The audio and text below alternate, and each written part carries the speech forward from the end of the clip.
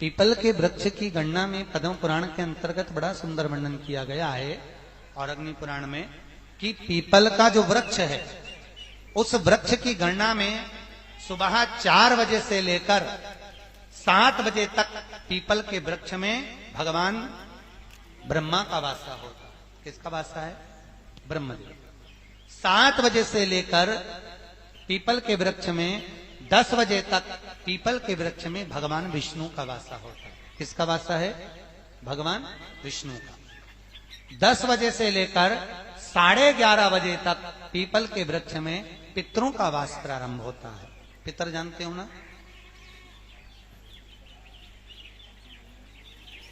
पितर जानते हो ना सब लोग?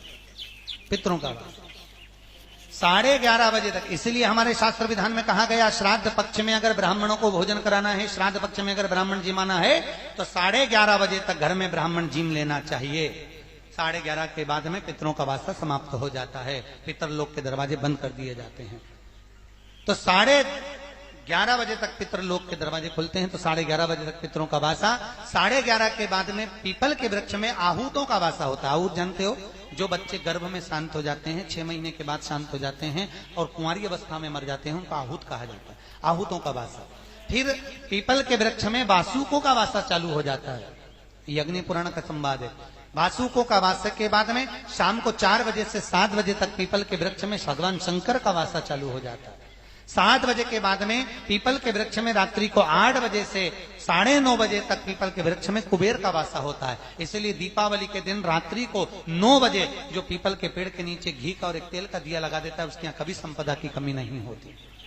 तो 9:30 बजे तक पीपल के पेड़ में कुबेर का वासा होता है। ऐसे वासों का क्रम कहा गया है। तो हमारे यहाँ कहते हैं पीपल के पेड़ की परिक्रमा करना है तो कब करिए? सुबह के क्रम में कर लो, ब्रह्म मुहूर्त में कर लो, 4 बजे, 5 बजे, 6 बजे, 7 बजे, 8 बजे, 9 बजे, 10 बजे तक पीपल के वृक्ष की परिक्रमा हो जाना चाहिए।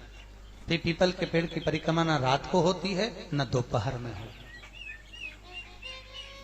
न शाम को होती। शाम को क्योंकि किसका वासा हो जाता है? अरे बोलो तो, भगवान शिव का। अब शंकर जी की परिक्रमा नहीं होती ना, क्योंकि शंकर जी पीपल के पेड़ में जाते हैं तो वहां पर परिक्रमा नहीं होती।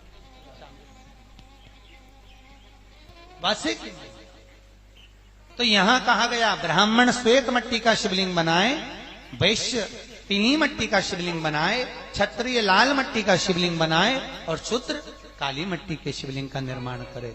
और हमेशा याद रखिए शिव महापुराण के अंतर्गत वर्णित किया गया, घर में शंकर जी की मूर्ति शिवलिंग कभी भी पोला नहीं होना चाहिए।